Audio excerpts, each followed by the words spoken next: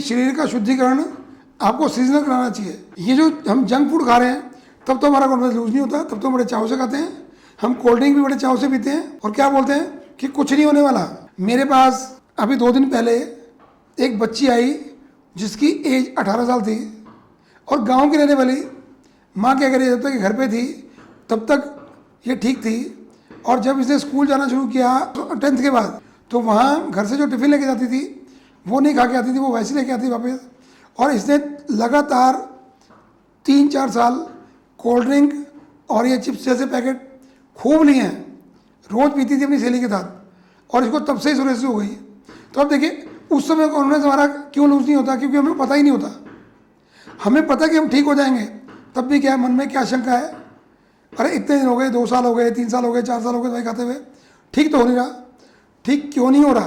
क्योंकि हमने एक तो प्रॉपर जगह पे जाकर ट्रीटमेंट डिसाइड नहीं किया।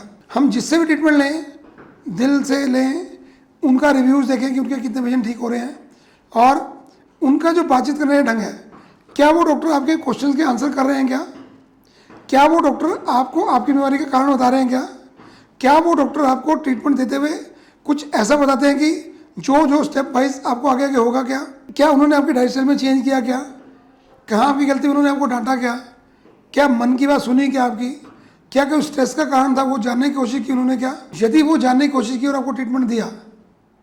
मैंने बहुत बार नोटिस किया है कि बहुत सारी कंडीशन में तो कारण कुछ और होता है, इलाज किसी और चीज़ का चल रहा होता है।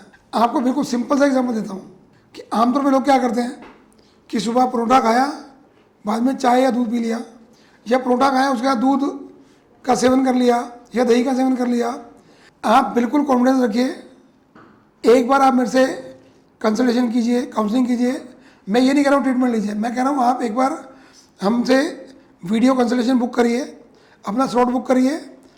यहाँ डिस्प्ले में आपको दिया जा रहा है नंबर, उस पर अपनी अपॉइंटमेंट बुक करिए।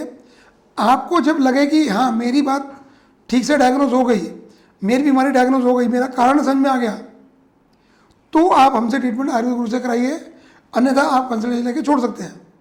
मैं आपको एक बात बताना चाहूँगा, एक लेडी जिनकी एज थी लगभग 48 years, she was dependent on 80 mg of steroids. उनको हम अपने यहाँ 2 महीने रखा, हमने एडमिट किया, उनने पंचकर्म चिकित्सा की।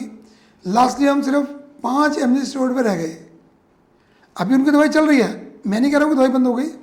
80 mg से 5 mg स्टेरॉइड पे ले आए, स्किन बिल्कुल क्लियर हो चुकी है उनकी। और कैसे ठीक हुई?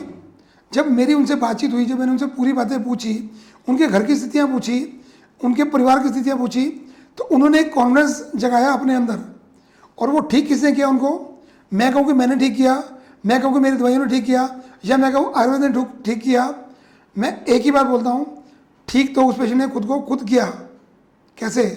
जो गलतियाँ उन्होंने पहले की थी वो गलतियाँ उन्होंने छोड़ी, कुछ आदतें थी, जो गलत हैबिट्स थी वो छोड़ी।